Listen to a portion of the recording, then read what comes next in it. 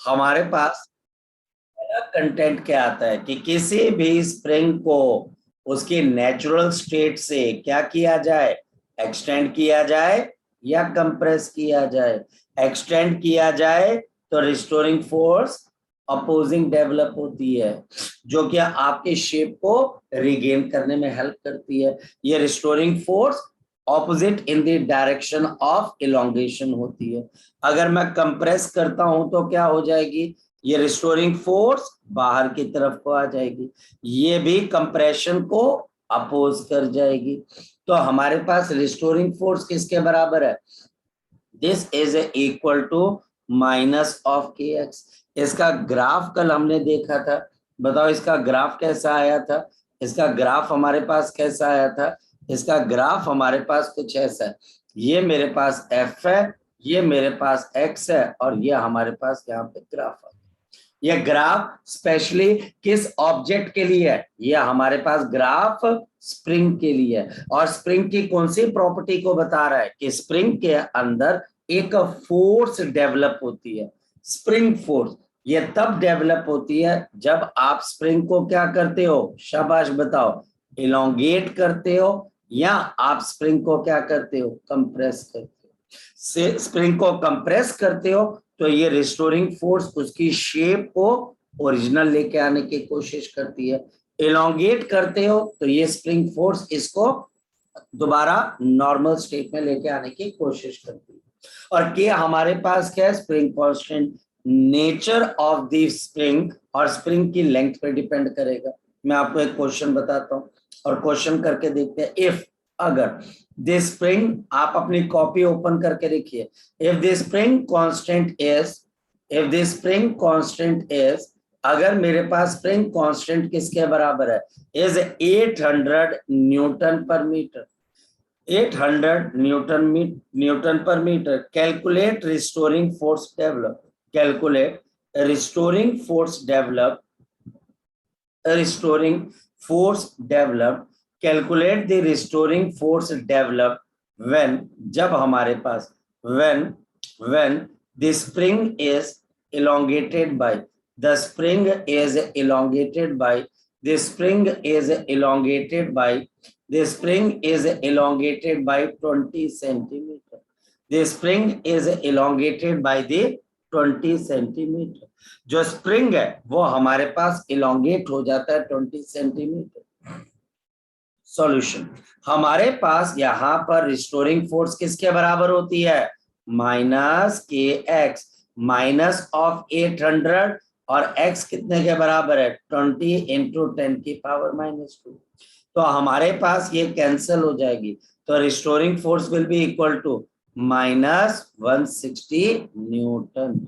और ये हमको क्या बताता है, शाबाश बताओ, नेगेटिव साइन क्या बता रहा है, the negative sign indicates, the negative sign indicates, और बताओ ये क्या इंडिकेट करता है बच्चा हमारे पास, the negative sign indicates the force is restoring in nature, the force is restoring in nature. जो फोर्स है वो हमारे पास रिस्टोरिंग है, किसके अंदर बताओ शाबाश, इन दी नेचर, और कुछ। ठीक, किसी बच्चे का कोई डाउट इसमें से, किसी बच्चे का कोई डाउट इसमें से, नितिका, पार्थ, कोई डाउट, जगजो, परनीत, नो सर। सर बोलो सर एक बार सर ये लाइन बता दो सर, मतलब negative sign indicates force is restoring in nature, बोलो इसका मतलब क्या है सर, इसका मतलब क्या है, मतलब बेटा, मतलब इसका ये मतलब, इसका मतलब मैंने यहाँ पर ऊपर समझाया शौर्य, जब आप स्प्रिंग को इलोंगेट करते हो, इलोंगेट करते हो, तो जो आपकी रिस्टोरिंग फोर्स है वो कहाँ की तरफ को लगती है, कहाँ की तरफ को लगती है, जिस तरफ। Opposite direction. हाँ, तो वही तो चीज है। ये बच्चा हमारे पास इसकी नेचर बताती है, क्या नेचर है इसकी, इसकी नेचर क्या है आपके पास, कि ये अपोज मतलब सर ये वेक्टर्स जैसा ही है सर, ये मतलब है ना। हाँ बिल्कुल वेक्टर जैसे, ये अपोज करती है, ये अपोज करती है इलोंगेशन को भी और कंप्रेशन को भी, इलोंगेशन को भी और कंप्रेशन को भी। ठीक है राजे, क्लियर है, आगे चले। Yes sir. चलो Excuse me, sir. हाँ जी बोलो। सर ये जो फोर्स है तो जो एक्सटर्नल फोर्स लगती है उन दोनों का तो एंगल 180 डिग्री है, तो वो तो फिर एक दूसरे को कैंसिल कर देंगे ना, तो फिर यस, बिल्कुल बिल्कुल सही बोल रही है तू, आगे बोल। तो सर फिर तो स्प्रिंग पे कोई इफेक्ट ही नहीं पड़ना चाहिए था अब कि वो देखिए नितिका, मुझे इसी क्वेश्चन का इंतजार था कि कोई बच्चा इसको उठाता। Number one Newton first law क्या बोलता है? In the absence of any net force the body is not allowed to have acceleration. और एक्सेलरेशन जीरो होने के दो तरीके होते हैं, या तो बॉडी रेस्ट पे रहे या फिर बॉडी स्ट्रेट लाइन के अंदर कांस्टेंट स्पीड से चले। स्ट्रेट लाइन के ऊपर कैसे चले? कांस्टेंट स्पीड के ऊपर चले। ये स्ट्रेट लाइन के ऊपर कांस्टेंट स्पीड से चले। इस बच्चे ने जो डाउट उठाया, याद रखना, जिस बच्चे ने ये डाउट उठाया उस बच्चे ने आपके साथ एक बहुत बढ़िया, जिसको आपके ऊपर एहसान किया, क्योंकि ये कॉन्सेप्ट +2 तक जाता है, ये कॉन्सेप्ट +2 के पहले चैप्टर तक जाता है। तो पहली चीज नितिका, जो स्ट्रेट लाइन के अंदर जा रहा हूं कांस्टेंट स्पीड, तो एक्सेलरेशन वहां पर भी जीरो होती है, वहां पर भी फोर्स की जरूरत नहीं होती है। पहले बता, ये बात से तो इत्तेफाक रखती है? ये बात Yes, से sir. तेरे को एग्री है तो इस बात के ऊपर? जी सर। अब आती है दूसरी बात, हम स्प्रिंग की क्या निकालना चाहते हैं? Potential energy. हम स्प्रिंग की क्या निकालना चाहते हैं? Potential energy.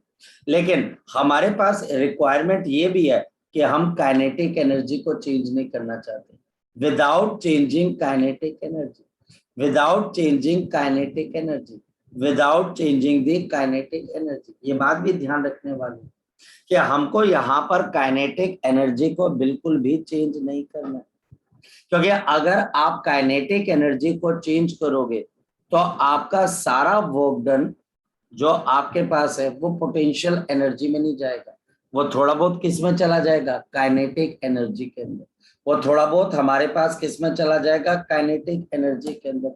फॉर एग्जाम्पल, ये मेरे पास एक ऑब्जेक्ट है, इस ऑब्जेक्ट को अगर मैं देखता हूं कि मैंने इसको होल्ड किया हुआ है और मैं इसको नीचे की तरफ को लेके आ रहा हूं, जब मैं इसको नीचे की तरफ को लेके आ रहा हूं तो आप में से कोई बच्चा बताए, अगर मैं इसको नीचे लेके आ रहा हूं तो इस पे दो फोर्सेस लग रही हैं, एक ग्रेविटेशन, दूसरी जो फोर्स मैं अपने हाथों से ऊपर की तरफ को अप्लाई कर रहा हूं। एक नीचे की तरफ को फोर्स लग रही है ग्रेविटी, और दूसरा जो मैं फोर्स कहाँ की तरफ को अप्लाई कर रहा हूँ? अपवर्ड डायरेक्शन के अंदर। और इसकी वजह से जब मैं इसको नीचे लेके आता हूँ तो इसकी काइनेटिक एनर्जी के अंदर कोई चेंज नहीं आता, ये बड़े आराम से नीचे की तरफ को आती है, बड़े आराम से।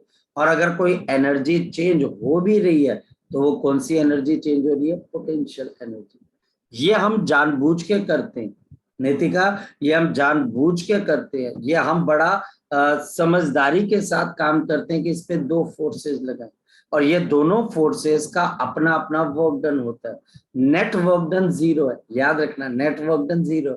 और हमने इससे पहले क्या किया था? अगर आप याद रखें, पिछले लेक्चर्स में क्या किया था कि जब भी आप वर्क डन करते हो तो उससे किस चीज में चेंज आता है? बताओ, शाबाश। अगर आप वर्क डन चेक करते हो तो उसमें किस में चेंज आता है? वर्क डन से, वर्क डन से काइनेटिक एनर्जी में चेंज आता है। इंडिविजुअल, और फिर एक और कॉन्सेप्ट है, individual work done non zero हो सकते हैं, टोटल जीरो हो सकता है। तो इस सिचुएशन में हमारे पास टोटल वर्क डन जीरो, और इस वजह से काइनेटिक एनर्जी में कोई चेंज नहीं आएगा, बट इंडिविजुअल वर्क डन हो रहा है, आप स्प्रिंग के अगेंस्ट उसको खींच रहे हो, और इसकी वजह से सिस्टम के अंदर क्या स्टोर हो जाती है? Potential energy. तो ये बड़ी समझदारी से हम काम करते हैं, इसको चलना पड़ेगा। और जब ये चलेगा तो क्यों चलेगा? क्योंकि इस पे आप फोर्स लगा रहे हो। और एक और बात, जब आप फोर्स लगाते हो तो अंदर की रिस्टोरिंग फोर्स डेवलप होती है, और इस रिस्टोरिंग फोर्स के अगेंस्ट जब आप काम करते हो तो पोटेंशियल एनर्जी मिलती है। ये मेरे पास पेन है, इस पेन को जब मैं ऊपर होल्ड कर रहा हूं, इसको मैं ऊपर की तरफ को लेके जाकर होल्ड कर रहा हूं, बताओ इसमें कौन सी पोटेंशियल एनर्जी डेवलप हो रही है? Gravitational potential energy. ये ग्रेविटेशनल पोटेंशियल एनर्जी क्यों डेवलप हो रही है? क्योंकि हम इसको ग्रेविटी के ऊपर पुल कर रहे हैं। इस सिस्टम में कितने वर्क डन हो रहे हैं? 2 वर्क डन हो रहे हैं। एक वर्क डन मेरी फोर्स कर रही है, दूसरा वर्क डन हमारे पास यहाँ पर ग्रेविटी कर रही है। दोनों वर्क डन क्या आपके पास सेम है? देखिए मैग्नीट्यूड में तो सेम है, बट एक पॉजिटिव वर्क डन है और एक आपके पास क्या है? नेगेटिव वर्क डन है। नेट वर्क डन 0 हो जाता है, काइनेटिक एनर्जी में चेंज 0 हो जाता है। तो फिर मिलता क्या है आपको? Potential energy. ठीक है नितिका? Yes sir. नितिका, लेकिन मैं फिर से सभी बच्चों को आपके थ्रू ये बोलूंगा कि मैं सभी बच्चों को बोलूंगा, बेटा डाउट्स के साथ नहीं रहना है, डाउट्स पूछ लेना। डाउट आपने पूछ लेना बच्चे, डाउट्स अब आपको खुद ये बात देखिए कि मुझे भैया डाउट्स लेने हैं और वो किसी भी तरीके से लेने। बोलो शौर्य। सर अगर हमें एग्जांपल लेना है, जैसे करंट में potential energy changing with kinetic energy, फिर हम कैसे बोलेंगे सर उसको? क्या बच्चे? एग्जांपल अगर लेना हो सर, जैसे potential energy changing with kinetic energy. अभी दोनों चेंज हो रही हैं। Yes sir. ये मार्क, ये पेन दिखाई दे रहा है आपको? Yes sir. अब मैं इसको छोड़ता हूं तो एक्सटर्नल फोर्स 0 हो जाती है। जब आप एक्सटर्नल फोर्स को 0 कर दोगे तो ऐसी सिचुएशन के अंदर शौर्य पोटेंशियल एनर्जी और काइनेटिक एनर्जी दोनों इकट्ठे चेंज होने लग जाएंगे। ये तब होगा जब बॉडी अकेली कंजर्वेटिव फोर्स की एक्शन में होगी। जैसे ये स्प्रिंग को अगर आप खींच के छोड़ दो तो एक्सटर्नल फोर्स आप क्या कर दोगे? 0। तो ये स्प्रिंग क्या करेगी? अपनी पोटेंशियल एनर्जी को धीरे धीरे किसमें चेंज करना शुरू कर देगी? काइनेटिक। वहां पर ये दोनों तभी चेंज होंगी, ये दोनों तभी चेंज होंगी जब आप एक्सटर्नल फोर्स को हटा दोगे। अगर एक्सटर्नल फोर्स लगी हुई है तो काइनेटिक एनर्जी पे कोई फर्क नहीं आएगा, लेकिन जो एनर्जी आपके पास चेंज होगी वो पोटेंशियल होगी। लेकिन इसमें भी शर्त है कि अंदर कौन सी फोर्स होनी चाहिए? जो फोर्स के अगेंस्ट आप काम कर रहे हो, कंजर्वेटिव, तो पोटेंशियल मिलेगी, नहीं तो नहीं मिलेगी। ठीक, चले आगे की तरफ। अब हमारे पास, बिल्कुल, थैंक यू। सो अब हमारे पास यहाँ पर नेक्स्ट पॉइंट के आगे चलो, ये तो फोर्स लग गई, डायग्राम भी बन गया। अब हमारे पास थर्ड पॉइंट आपके पास यहाँ पर, चलो इसी के साथ हम लिख लेते हैं। Spring force is a variable force. The spring force is a variable force. The spring force is a variable force. हमारे पास जो स्प्रिंग फोर्स है, यह हमारे पास कैसी फोर्स है? शाबाश बताओ। एक वेरिएबल फोर्स है, वेरी करती है। ये डिस्टेंस के हिसाब से हमारे पास क्या करती रहती है? वेरी करती रहती है, चेंज होती रहती है। The spring force is a variable force. यह हमारे पास यहाँ पर क्या बन जाती है बच्चे? वेरिएबल फोर्स बन जाती है। याद रखना, अगर कोई मेरे पास वेरिएबल फोर्स बनती है, अगर मेरे पास कहीं पर किसी किस्म से कोई वेरिएबल फोर्स बन जाती है आपके पास, तो हमारे पास वहां पर वर्क डन किसके बराबर होता है? तो वो नॉर्मल वर्क डन तो होता नहीं, वो हमारे पास किसके बराबर होता है? दिस इज गिवन बाय, ये हमारे पास दिया जाता है एफ डी एक्स से। So we have the spring potential energy, spring potential energy. तो we have the spring potential energy, spring potential energy, focus करिए, स्प्रिंग पोटेंशियल एनर्जी। हमारे पास यहाँ पर क्या आएगा? The work done against spring restoring force. The work done against, जो work done हमारे पास अगेंस्ट होता है, द वर्क डन अगेंस्ट, ये कौन उबासी ले रहा है? Shaurya, against the spring restoring force. उबासी ले रहा है? No sir. अबे अभी आवाज आई थी तेरी। सर मेरी नहीं आई थी सर, किसी और की आई होगी। आई थी ना किसी की, मेरे को लगा तेरी आई थी। कौन है ये जो सुबह सुबह जो माइक ऑफ करके उबासी ले लो यार। The work done against the spring restoring force, the work done against the spring restoring force is changed into the, is changed या फिर converted into the kinetic energy, oh sorry potential energy, not kinetic. It is converted into or changed into the potential energy of the spring, the potential energy of the spring.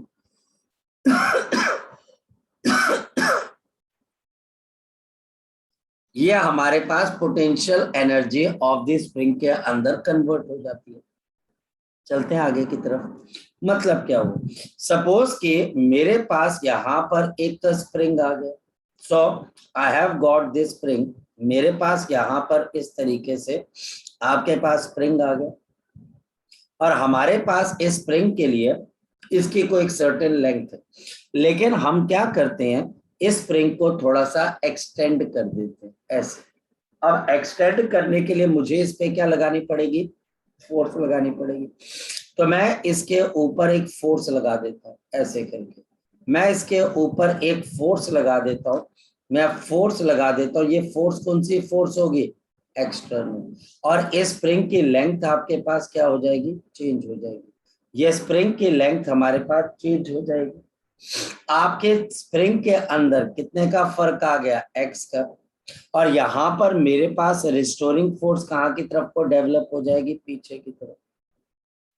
ये जो restoring force develop हो रही है और जो external force आप लगा रहे हो, they are same in magnitude but in opposite in the direction, but they are opposite in the direction, and therefore, अब ध्यान से समझना, and therefore the work done by the work done, जो हमारे पास यहाँ पर वर्क डन है, the work done by the external force, the work done by the external force. यहाँ पर जो वर्क डन है by the external force is given bye, जल्दी बताइए कैसे दी जाएगी।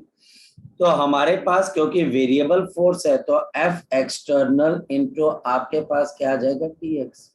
ये हमारे पास F external into D X, और एफ एक्सटर्नल और डी एक्स के बीच में कितने का एंगल है, डी एक्स क्या है, इसकी छोटी सी डिस्प्लेसमेंट आगे की तरफ, इनके बीच का एंगल कितने के बराबर है, 0 डिग्री। तो हमारे पास एफ एक्सटर्नल, जिस तरफ आप फोर्स लगा रहे हो डिस्प्लेसमेंट भी वहीं पर हो रही है, तो कॉस ऑफ आपके पास कितना आ जाएगा, 0 डिग्री। नेक्स्ट वन, हमारे पास यहाँ पर एफ एक्सटर्नल किसके बराबर है, तो आपके पास ये के एक्स है, ये बिल्कुल इसके ऑपोजिट है। तो हमारे पास यहाँ पर माइनस ऑफ आपके पास क्या आ जाएगा, के एक्स आ जाएगा। माइनस 2 बार क्यों आया, एक बार माइनस इसलिए क्योंकि एफ एक्सटर्नल नेगेटिव ऑफ किसके बराबर है, एफ आर के बराबर है, और एक बार नेगेटिव इसलिए क्योंकि एफ रिस्टोरिंग किसके बराबर होती है, माइनस के एक्स, और मल्टीप्लाइड बाय यहाँ पर क्या आ जाएगा, मेरे पास डी एक्स आ जाएगा। अगर मैं इसको सॉल्व करता हूं तो मेरे पास क्या आ जाएगा, सर हम तो फोर्स एक्सटर्नल निकाल रहे थे ना सर, हाँ बोलो, बट सर हम फोर्स एक्सटर्नल निकाल रहे थे सर। हम फोर्स एक्सटर्नल यूज कर रहे थे, बिल्कुल सही बात है। तो आपके पास के एक्स इंटू डी एक्स आ गया। सपोज कि आप स्प्रिंग को 0 से x के बीच में एक्सटेंड कर रहे थे, तो आपके पास के एक्स डी एक्स की इंटीग्रेशन क्या होती है, शाबाश बता दो, एक्स स्क्वायर अपॉन 2, और 0 से लेके x, तो स्प्रिंग की पोटेंशियल एनर्जी हाफ इंटू के इंटू क्या आ जाएगा, एक्स का स्क्वायर, हाफ इंटू के इंटू एक्स का स्क्वायर। सो देयरफॉर यहाँ पर स्प्रिंग की पोटेंशियल एनर्जी का फॉर्मूला किसके बराबर है, हाफ इंटू के इंटू एक्स का स्क्वायर, हाफ इंटू के इंटू आपके पास क्या आ जाएगा, एक्स का square. So this is the potential energy of the spring.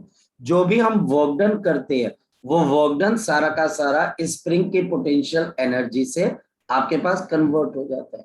हमारे पास ये 0 क्या है, आपके पास इनिशियल इलोंगेशन, मतलब कि इनिशियल कितना इलोंगेट किया, और आपके पास x क्या है, फाइनल इलोंगेशन, कंप्रेशन भी हो सकती है, यानी कि x आपके पास क्या है, इनिशियल डिफॉर्मेशन, पहले ये नॉर्मल था और फिर x आ गया जो कि हमारे पास फाइनल डिफॉर्मेशन है। जी शौर्य, सर मेरे को ना एक्चुअली इसमें डाउट है, वो आपने माइनस माइनस आपने माइनस माइनस माइनस के एक्स क्यों लिया सर आपने? बेटा मैंने आपको यहाँ पर बताया अभी, ये मैंने आपको बताया कि आपका f एक्सटर्नल किसके बराबर है, आपके पास f एक्सटर्नल वेक्टर फॉर्म के अंदर किसके बराबर है बताओ जरा, माइनस ऑफ किसके बराबर है आपके पास बताओ जरा, आपके पास f रिस्टोरिंग के बराबर है, और f रिस्टोरिंग खुद किसके बराबर है जरा बता दो, माइनस के एक्स। तो फिर आएगा नहीं आएगा बच्चे दो बार नेगेटिव। Okay sir. ठीक है, तो वो मुझे ऐसे पता नहीं चला था सर, आप कोई बता कोई नहीं, रहे कोई इशू वाली बात नहीं बच्चे। Okay, next one. So next one is potential energy. So पहला चीज हमारे पास क्या आ जाता है, ग्राफ आ जाता है। सबसे पहले हमारे पास यहाँ पर ग्राफ आ जाता है, और आपके पास यहाँ पर ग्राफ कैसे आएगा, फोकस करना। हमारे पास यहाँ पर ग्राफ आ गया between the potential energy U and the distance x। तो बताओ ग्राफ आपके पास कैसा आ जाएगा। आपके पास पोटेंशियल एनर्जी ऑफ स्प्रिंग किसके बराबर है, हाफ के इंटू एक्स का स्क्वायर। तो आपका ग्राफ यहाँ पर क्या बन जाएगा, पैराबोलिक। आपका ग्राफ यहाँ पर क्या बन जाएगा, पैराबोलिक बन जाएगा। हमारे पास हमारा ग्राफ किसके बराबर बन जाएगा, पैराबोलिक, क्योंकि u is directly proportional to x का square. u is directly proportional to x का square. ये u is directly proportional to x का square. Second point, important point. ये बात ध्यान रखना, अगर if a spring, अगर मेरे पास एक स्प्रिंग है बच्चे आपके पास, if a spring is, आपके पास ये हमारे पास क्या कर रही है, चेंजिंग, ये आपके पास changing extension, changing the extension from आपके पास x1 to x2। अगर एक स्प्रिंग पहले x1 की एक्सटेंशन थी, अब x2 की आ गई है बच्चे, then आपके पास work done to do so. Teacher बोलेगा ऐसा वर्क डन करने के लिए आपके पास क्या करना चाहिए, ऐसा काम करने के लिए आपके पास क्या वर्क डन होना चाहिए। The work done to do so is given by, ये आपके पास कैसे दिया जाता है, शाबाश बताओ। The work done is given by half into k into x2 का square minus of half into k into आपके पास क्या आ जाएगा, x1 का square. Half into k into x1 का स्क्वायर, कुछ मुश्किल नहीं। Initial potential energy, final potential energy, इन दोनों का जो डिफरेंस होगा ये हमको क्या प्रोवाइड करेगा, work done in order to extend the spring.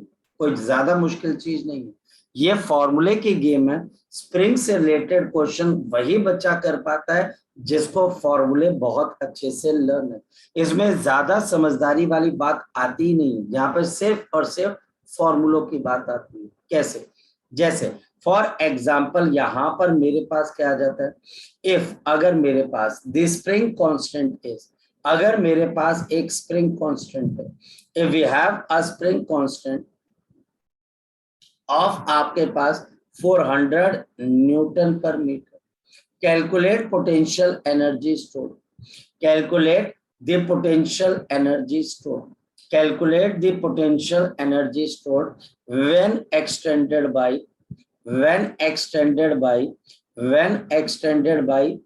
30 centimeter, when extended by 30 centimeter। जब आप इसको किससे एक्सटेंड कर दोगे, 30 सेंटीमीटर से। आंसर, सॉल्यूशन जरा चेक कर लें, बताओ कैसे आ जाएगा। ये कोई बच्चा बोले कैसे आएगा।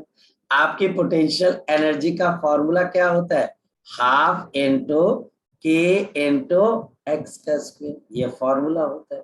और आपके पास हाफ है और के की वैल्यू कितने के बराबर है, 400, और एक्स का स्क्वायर मतलब 0.3 का होल स्क्वायर।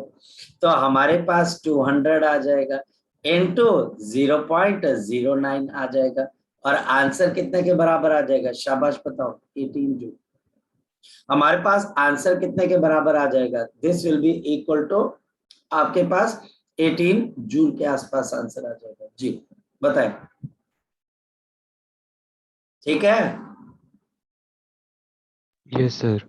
पक्का, मुश्किल नहीं है, बड़ा आसान है, बड़ा आसान है, ठीक है। हाँ, मुश्किल क्वेश्चंस भी होंगे जब आप इसको किसी के साथ मिलाओगे, तब बड़ा आसान है यार, फॉर्मूला लगाया धड़ाक करके आंसर आ जाना। देखो कैसे हमारे पास यहाँ पर क्वेश्चन क्या आ जाता है, इफ दे, अगर ध्यान से समझना, इफ दे, हमारे पास यहाँ पर work done, if they work done for the extension, if the work done for the extension of 3 centimeter, for the 3 centimeter is W, ये W का वर्क डन हो जाता है.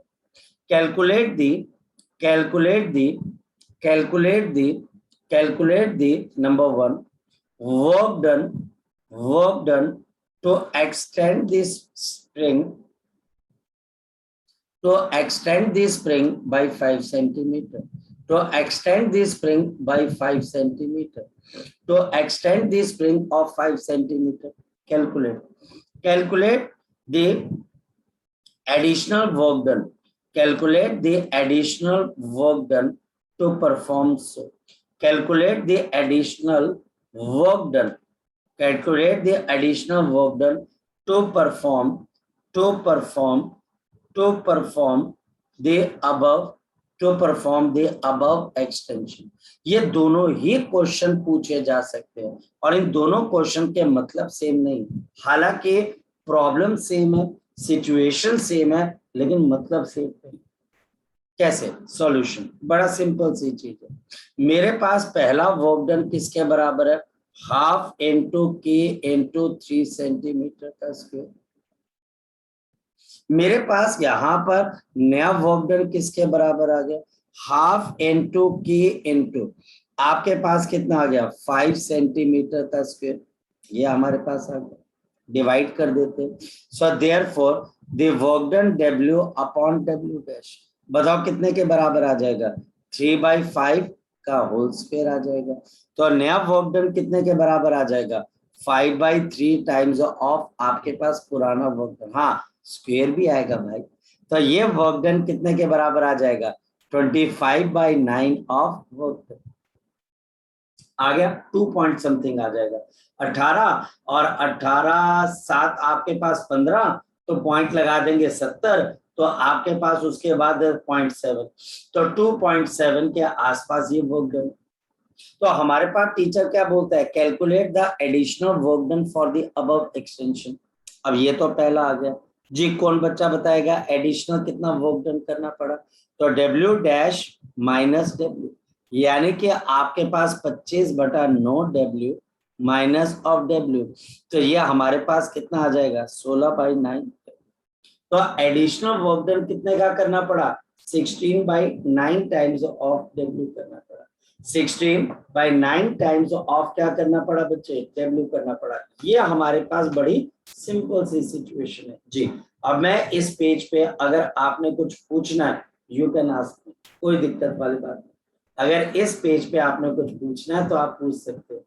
सर एक्चुअली सर एक बार ना बता दो सर, मतलब कौन सी वर्क डन सर, जैसे सर वो समझ नहीं आई बात ना. कौन से वाली वर्क डन? सर आपने लिखा पहले वाला work done to extend the spring by 5 centimetre. तो सर वो वाली वर्क डन कौन सी? और सर ये calculate additional work done, sir ये वाली पहले स्प्रिंग कहाँ तक एक्सटेंड था आपके पास? 3 सेंटीमीटर तक. और अब आप एक्सटेंड करना चाहते हो इसको 3 से 5 की तरफ. मेरी बात समझ रहे हो?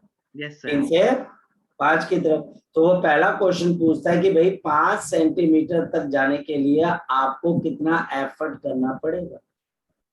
तो 5 सेंटीमीटर तक जाने के लिए जो आपको एफर्ट करना पड़ेगा वो हमारे पास कहाँ से आ जाएगा? हाफ के एक्स स्क्वायर से.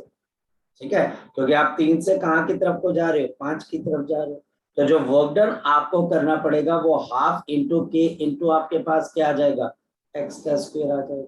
ये हमको पता होना चाहिए. और एडिशनल वर्क डन क्या चीज है? इन दोनों का डिफरेंस ही तो है कि 3 तक भी तो आपने वर्क डन किया था, 5 तक जाने के लिए भी वर्क डन कर रहे हो. तो 3 से 5 एग्जैक्टली आपने कितना एक्स्ट्रा एफर्ट किया? तो चलो तो माइनस सर. बस इतनी सी बात है. ठीक है, तो कोई बहुत मुश्किल चीज नहीं है. तो हमारे पास जो स्प्रिंग है, स्प्रिंग के क्वेश्चन ज्यादा मुश्किल नहीं होते, सिर्फ आपको फॉर्मूले की समझ होनी चाहिए, फॉर्मूले पे पकड़ होनी चाहिए, तो आप बड़े आराम से यहाँ पर क्वेश्चन कर पाते हो. देखिए हमारे पास यहाँ पर क्या है? हमारे पास यहाँ पर कैसे क्वेश्चन आ सकते हैं? हमारे पास यहाँ पर क्वेश्चन है वी हैव 2 स्प्रिंग्स. मेरे पास यहाँ पर 2 स्प्रिंग्स हैं. मेरे पास यहाँ पर 2 स्प्रिंग्स हैं. K1 आपके पास है 400 नैनो न्यूटन पर मीटर, और K2 यहाँ पर यह हमारे पास क्या 600 न्यूटन पर मीटर। याद रखना बच्चे, ये बात हमारे पास आ जाती है। Calculate the ratio, calculate the ratio of the extension, ratio of the extension, calculate the ratio of the extension in both the spring, in the both of the spring, in the both of the spring, in the both of the spring, in दोनों spring के अंदर क्या ratio of extension हो, दोनों के अंदर focus करना, दोनों के अंदर, so that both possess, दोनों के पास possess हो जाए, they both possess same potential energy या same elastic energy, या फिर सेम हमारे पास क्या आ जाएगी इलास्टिक एनर्जी और सेम इलास्टिक एनर्जी। जी क्वेश्चन पता लग गया आपको। हमारे पास यहाँ पर ये स्प्रिंग है जिसका स्प्रिंग कांस्टेंट K1 है और ये K2 है, 400 और 600। टीचर बोलता है कि इस स्प्रिंग को मैं कितना एक्सटेंड कर दूं, x1, इस स्प्रिंग को मैं कितना एक्सटेंड कर दूं, मान लो x2, ताकि हमारे पास इन दोनों स्प्रिंग के अंदर सेम पोटेंशियल एनर्जी डेवलप हो जाए, सेम पोटेंशियल एनर्जी डेवलप हो जाए। सॉल्यूशन देखते हैं। हमारे पास पहले की पोटेंशियल एनर्जी किसके बराबर है, हाफ इंटू K1 इंटू आपके पास x1 का स्क्वायर। दूसरे की पोटेंशियल एनर्जी किसके बराबर है, हाफ इंटू K2 इंटू क्या आ जाएगा x2 का स्क्वायर। अब एक बात बताओ क्या बोला जा रहा है, इन दोनों स्प्रिंग के स्प्रिंग कांस्टेंट अलग अलग है, इन दोनों स्प्रिंग के एक्सटेंशंस अलग अलग है, लेकिन पोटेंशियल एनर्जी सेम डेवलप होनी चाहिए। लेकिन पोटेंशियल एनर्जी हमारे पास क्या डेवलप होनी चाहिए, हमारे पास सेम डेवलप होनी चाहिए, लेकिन हमारी पोटेंशियल एनर्जी क्या डेवलप होनी चाहिए, सेम। कैसे हो जाएगा, सबसे अच्छा तरीका क्या है, जब दो चीजें सेम होती है तो उनको आपस में क्या करते हैं, शाबाश बताओ, इक्वेट कर देते हैं, इक्वेट कर देते हैं। इक्वेट कर देंगे तो मेरे पास क्या चीज आ जाएगी बताओ, हाफ से हाफ उड़ जाएगा तो K1 इंटू x1 का स्क्वायर और this is K2 into x2 का स्क्वायर, या फिर मेरे पास x1 बाई x2 किसके बराबर है, शाबाश बता दो, K2 अपॉन K1, ये इसके बराबर है, और यहाँ पर इसका स्क्वायर और इसका भी स्क्वायर। नेक्स्ट वन, तो हमारे पास क्या आ जाएगा, x1 का स्क्वायर x2 का स्क्वायर, K2 का आपके पास और नीचे K1 आ गया, और नीचे हमारे पास यहाँ पर क्या आ गया K1, और दोनों साइड्स का अगर मैं रूट ले लेता हूं तो बताओ क्या आ जाएगा, शाबाश बताओ, अगर मैं दोनों साइड्स का रूट ले लेता हूं तो क्या आएगा, बोलो, x1 अपॉन x2, बताओ किसके बराबर है, under root of K2 upon K1। अच्छा, इससे एक और चीज पता लग रही है, जरा कोई बच्चा बता सकता है कि जो स्प्रिंग कांस्टेंट है वो आपके जो आप एक्सटेंशन दे रहे हो उसके डायरेक्टली प्रोपोर्शनल है कि इनवर्सली प्रोपोर्शनल है, इनवर्सली, इनवर्सली प्रोपोर्शनल। इसका मतलब बच्चे हमको ये बात समझ में आनी चाहिए, जितना बड़ा स्प्रिंग आप खींच लगाओगे, जितना बड़ा स्प्रिंग कांस्टेंट आप लगाओगे उतनी छोटी एक्सटेंशन होगी, लेकिन कब, जब आप सेम फोर्स के बारे में बात करोगे, ठीक है। तो हमारे पास यहाँ पर x1 आ गया और ये सॉरी ये x2 है, ये अंडर रूट ऑफ K2, ये 600 है और नीचे वाला हमारे पास 400 है, ये कैंसिल हो जाएगा और ये हमारे पास कितना आ जाएगा, ये कैंसिल होके 3 इंटू 2, या फिर यहाँ पर 3 और 2, तो बताओ आपकी एक्सटेंशन किस रेशियो में, आपकी एक्सटेंशन √3 रेशियो √2 के अंदर। तो हमारी रेशियो किसके अंदर है, शाबाश बताओ, √3 रेशियो √2 के अंदर है, √3 रेशियो √2 के अंदर है। जी अब बताओ, ठीक है ये क्वेश्चन, यस सर, पक्का श्योर, अगर किसी बच्चे ने कोई डाउट पूछना तो पूछ सकता है, अगर किसी बच्चे ने कोई डाउट पूछना है तो वो पूछ सकता है या ना। चलो अब मैं नेक्स्ट क्वेश्चन बोलता हूँ आपको। नेक्स्ट क्वेश्चन क्या है बच्चा हमारे पास, दे टू स्प्रिंग्स, मेरे पास यहाँ पर दो स्प्रिंग्स हैं, we have the two springs with the spring constants, with the आपके पास स्प्रिंग कांस्टेंट्स जिनके बच्चा हमारे पास स्प्रिंग कांस्टेंट्स है इन द रेशो ऑफ आपके पास यहां पर आगे K1 is to K2 if both poses, अगर ये दोनों पोजेस करें, if both possess the same potential energy for the extension in the ratio of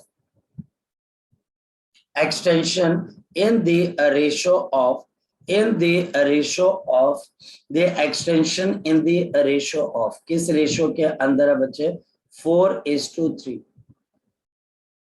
Calculate the ratio of K1 is to K2. Calculate the ratio of K1 is to K2. Ratio of K1 is to K2. ये question आ गया तो इसको solve करना है और ये हमारे पास अब क्वेश्चन आ गया, इसको मुझे सॉल्व करना है. बताओ कैसे सॉल्व करेंगे. मेरे पास बड़ा सिंपल सा फंड है पिछले क्वेश्चन जैसा, लेकिन अब मेरे पास K1 by K2 बताओ किसके बराबर है. ये हमारे पास x2 ऊपर और x1 नीचे और इसका आपके पास क्या वैल्यू आ जाएगी 3 ऊपर 4 नीचे इसका स्क्वायर. तो बताओ आपके पास K1 K2 किस रेशियो पे है 9:16 की रेशियो पे. तो हमारे पास K1 K2 किसकी रेशियो पे है 9:16. आप देखिए कि हमारा लेवल बढ़ ही नहीं रहा है, टीचर वहीं पर घूम रहा है, टीचर वहीं पर घूमी जा रहा है. ये गिवन है, अच्छा फोर्स बता दो, ये बता दो. ये टीचर स्प्रिंग फोर्स के अंदर ऊपर जाएगा ही नहीं, बिल्कुल ऊपर नहीं जाएगा, वो बिल्कुल आपको परेशान नहीं करेगा. स्प्रिंग के ज्यादातर प्रॉब्लम सिंपल हार्मोनिक मोशन में आते हैं, वहां पर हो सकता है कि टीचर थोड़ा बहुत आपको पूछे, लेकिन यहाँ पर टीचर कोई ज्यादा मुश्किल बात करेगा ही नहीं. यहाँ पे टीचर ज्यादा मुश्किल बात करेगा नहीं. अब जैसे फॉर एग्जांपल मेरे पास यहाँ पर एक एडिशनल प्रॉब्लम आ सकती है और हमारे पास उसके अंदर क्या है कि ये एक सपोर्ट है और ये हमारे पास एक स्प्रिंग है. देखिएगा, फोकस करिएगा, ये मेरे पास एक स्प्रिंग है. इस स्प्रिंग की लेंथ मेरे पास L के बराबर है. इसके कॉर्नर पे मैं क्या रख देता हूँ, एक मास को रख देता हूँ और हमारा ये मास क्या करने लग जाता है बच्चे, ऐसे गोल घूमने लग जाता है. ये मास हमारे पास जब गोल घूमेगा तो हमारे पास मुझे बताना है इसके गोल घूमने के एंगुलर वेलोसिटी क्या, ओमेगा रेडियन पर सेकेंड. जब ये मास गोल घूमेगा तो क्या ये L के रेडियस में ही गोल घूमेगा, तो आंसर है नहीं. जब आप इसको गोल घुमाने की कोशिश करोगे तो अब इसकी लेंथ L रहेगी. अब एक बात बताओ, जब आप किसी स्प्रिंग को पकड़कर गोल घुमाते हो तो स्प्रिंग की लेंथ बढ़ जाती है कि कम हो जाती है, बढ़ जाती. तो अब इसकी जो लेंथ है वो मॉडिफाइड हो जाएगी और आपकी इसकी लेंथ जो है वो बढ़ जाएगी और इसकी लेंथ आपके पास L प्लस ऑफ x आ गया. इसमें एक्सटेंशन या आपके पास डिफॉर्मेशन कितने की हुई बच्चा, आपके पास x की हो जाएगी. एंड देयरफॉर इस वजह से जरा बताओ इसमें रिस्टोरिंग फोर्स किसके बराबर है, आपके पास रिस्टोरिंग फोर्स किसके बराबर है बताओ जरा. यहाँ पर रिस्टोरिंग फोर्स किसके बराबर है, minus of K into x.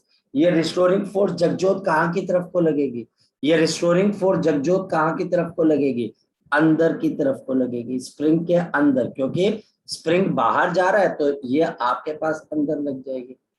ये जो रिस्टोरिंग फोर्स है ये अंदर लग रही है सर्कुलर मोशन के सेंटर की तरफ. And therefore the magnitude of the restoring force, ये आपके पास एक अनबैलेंस्ड सेंटर की तरफ की फोर्स है, unbalanced and towards centre of circle है, टुवर्ड्स आपके पास सेंटर ऑफ द सर्कल है, सेंटर ऑफ द सर्कल है. तो बताओ आप इसको क्या किस कैटेगरी में लेके आओगे, शाबाश बताओ आप इसको किस कैटेगरी के अंदर लेके आओगे. आप बोलोगे this restoring force will behave like the centripetal force. Exactly centripetal force, exactly centripetal force. अगर ये मास m kg है तो रिस्टोरिंग फोर्स के एक्स किसके बराबर आ जाएगी? हाफ आपके पास कितने के बराबर आ जाएगी के X? So K X is equal to mass, ये मास आ जाता है, और हमारे पास यहाँ पर ओमेगा स्क्वायर, और अब इसकी जो लेंथ है वो मेरे पास एल प्लस एक्स है, क्योंकि बच्चे आपके पास रेडियस एक्स नहीं है, रेडियस एल प्लस एक्स है। बच्चा इसमें गड़बड़ कर जाता है। रिस्टोरिंग फोर्स यहाँ पर सेंट्रीपिटल फोर्स है, वो की एक्स है, लेकिन जो मास गोल घुमा वो एक्स पे थोड़ा ना घुमा, वो तो एल प्लस एक्स पे घूमा। अब यहाँ पे टीचर मुझसे एक्स की डिमांड करता है, तो k upon m omega square, ये एक्स आ गया हमारे पास, is equal to l plus of x.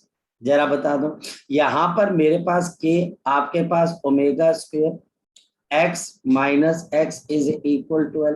तो बताओ इसकी एक्सटेंशन कितने के बराबर है? L upon k omega square minus of L.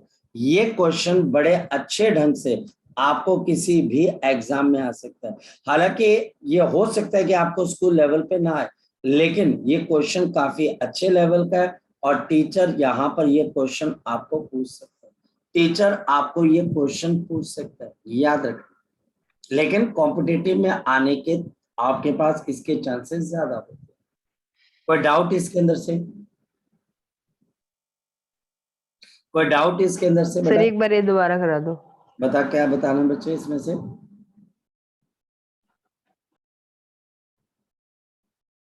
बोलो बोलो हर्षुल, क्या बताना है इसमें एग्जैक्टली? सर यहाँ से बता दो sir, unbalance toward the centre of. हाँ, जब आपके पास ये स्प्रिंग खींचेगा, जब आपका स्प्रिंग खींचता है तो रिस्टोरिंग फोर्स कहाँ की तरफ को लगती है? Sir toward the centre. गलत बात बोल गया, मैंने ये बोला कि जब आपका स्प्रिंग खींचता है तो आपकी रिस्टोरिंग फोर्स कहाँ की तरफ लगती है? एक्सटेंशन से उल्टी तरफ। यहाँ पर ये स्प्रिंग बाहर की तरफ को खींच रहा है, ये बाहर की तरफ को एक्सटेंड हो रहा है, तो आपके पास पीछे की डायरेक्शन में अंदर की तरफ को रिस्टोरिंग फोर्स लगेगी। और ये जो हमारे पास अंदर की तरफ को रिस्टोरिंग फोर्स लग रही है, ये सर्कल के सेंटर की तरफ लग रही है और अनबैलेंस्ड भी है, तो टेक्निकली ये कौन सी फोर्स बन जाएगी आपके पास? टेक्निकली कौन सी फोर्स बन जाएगी हमारे पास? Centripetal force. ये आपको टीचर खुद ही बता देगा, नेचर खुद ही बता देगी कि ये सर्कल में क्यों गोल घूमी।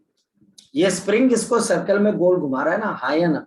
और जब ये इसको गोल घुमाने लगता है तो स्प्रिंग खिंच जाता है, वो अपने अंदर एक फोर्स डेवलप करता है, जो फोर्स अनबैलेंस होनी चाहिए और सेंटर की तरफ लगेगी, तभी तो आपका स्प्रिंग गोल घूमेगा, हाँ या ना? तो खुद काम होता है, खुद हमको यहाँ पर वो काम करता है। आप स्प्रिंग को रख दो, ये स्प्रिंग लिया, इसके साथ किसी मास को अटैच कर दिया और आप इसको ऐसे छोड़ दीजिए। अब बताओ, ऐसा रखने से क्या ये चीज गोल घूम रही है? क्या ये चीज गोल घूम जाएगी अपने आप? क्या ये चीज अपने आप गोल घूम जाएगी? क्या ये चीज अपने आप गोल घूम जाएगी? बताओ मुझे, शाबाश। आप एक स्प्रिंग लीजिए, उस स्प्रिंग के एंड पॉइंट के ऊपर एक मास को रख दीजिए, और स्प्रिंग और मास को आप ऐसे करके छोड़ दीजिए ऐसे, और फिर आप बैठ जाइए ऐसे, आराम से अपने सोफे पे बैठ जाइए, और फिर आप बोलिए कि भाई देखो, ये जो स्प्रिंग है ये बिल्कुल ना तो एक्सटेंड हो रहा है ना कंप्रेस हो रहा है, लेकिन ये मास गोल घूमेगा। कैसे घूमेगा भाई?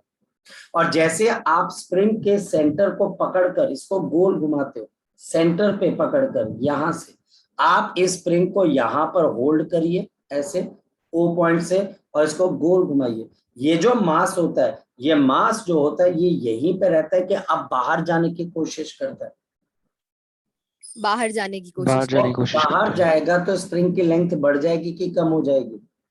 बढ़ जाएगी।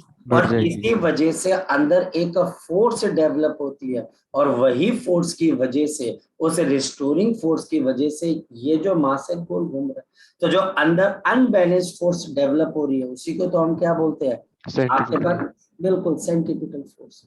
बड़ी सिंपल सा तो फैक्ट है, और ये हमको बताता है कि नेचर के कुछ लॉज है भाई, कि सर्कल में जाना तो सेंट्रीपिटल फोर्स चाहिए। तो ये स्प्रिंग को ये पॉइंट पता है, तो स्प्रिंग खींचता है, स्प्रिंग अपने आप को एलोंगेट करता है ताकि एक फोर्स डेवलप हो सके और ये बॉडी गोल घूम सके। ठीक है, ठीक है, यहाँ पर हर्षुल लग गया पता? हर्षुल, यस ठीक है? सर। कोई बात नहीं, फिर घर पे जाकर मेहनत करनी है, नहीं समझ में आना फिर से पूछना, कोई ऐसी बात नहीं। चलो सर हाँ जी बोलो। सर यहाँ पे जो आपने m ओमेगा स्क्वायर का लगाया है, ये आपने सेंट्रीपिटल एक्सेलरेशन का फॉर्मूला लगाया ना? सेंट्रीपिटल फोर्स, हाँ, ओमेगा स्क्वायर एल जो होती है सेंट्रीपिटल एक्सेलरेशन होती है। और कई किताब वाले या कई स्कूल वाले इसको सेंट्रीफ्यूगल एक्सेलरेशन बोलते हैं, गलत बात है, ऐसा हो ही नहीं सकता। वो सिर्फ अलग दिखाने के लिए बोल देते कि सेंट्रीफ्यूगल है, और पर ये जिस सेंट्रीफ्यूगल। सेंट्रीफ्यूगल फोर्स जो ऑब्जर्वर को एक्सपीरियंस होता है सर। हाँ, अगर कोई पर्सन इस मास के ऊपर बैठा होगा तो उसको क्या नजर आएगा कि कोई ऐसी फोर्स है जो उसको बाहर की तरफ को धक्का दे रही है। वो बोलेगा बाहर की तरफ को धक्का दे रही है, और जैसे मैं बाहर गया अंदर स्प्रिंग फोर्स डेवलप होगी, तो वो इस स्प्रिंग फोर्स को सेंट्रीफ्यूगल से बैलेंस करेगा। सेंट्रीफ्यूगल फोर्स बैलेंस करती है और सेंट्रीपिटल फोर्स अनबैलेंस की वजह से होती है, दो अलग अलग फ्रेम। ठीक है, लग गया पता? Yes sir. चलो कोई बात नहीं, अब आगे चल। Yes sir. अच्छा, धीरे धीरे पता लगेगा, धीरे धीरे। देखो रट्टा मारना है बच्चे, तो वो मैं रट्टा लगवा देता हूँ, लेकिन अगर समझना है तो एफर्ट तो लगेगा, और वो एफर्ट आपको कभी भी कमजोर नहीं करेगा, वो मजबूत बनाएगा। तो हमने एक फोर्स आज सीखी, स्प्रिंग फोर्स। हमने एक एनर्जी सीखी which is known as to be the spring potential energy. अब नेक्स्ट क्या? नेक्स्ट हमारे पास यहाँ पर एक बड़ी फंडामेंटल सी चीज आ जाती है, और ये फंडामेंटल चीज है हमारे पास, याद रखना बच्चे। द रिलेशन बिटवीन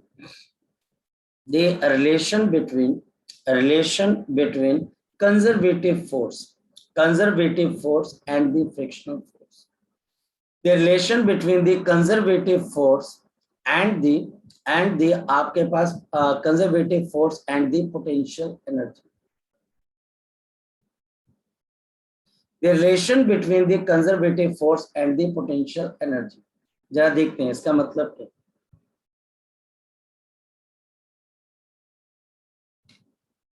हमारे पास यहां पर इसका मतलब क्या निकल कर आता है? F is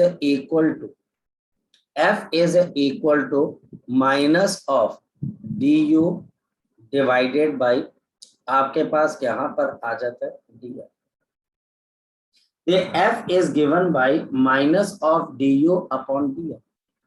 मतलब क्या हुआ? मतलब मैं समझाऊंगा, थोड़ा फोकस करना, क्योंकि ये +2 में भी आएगा।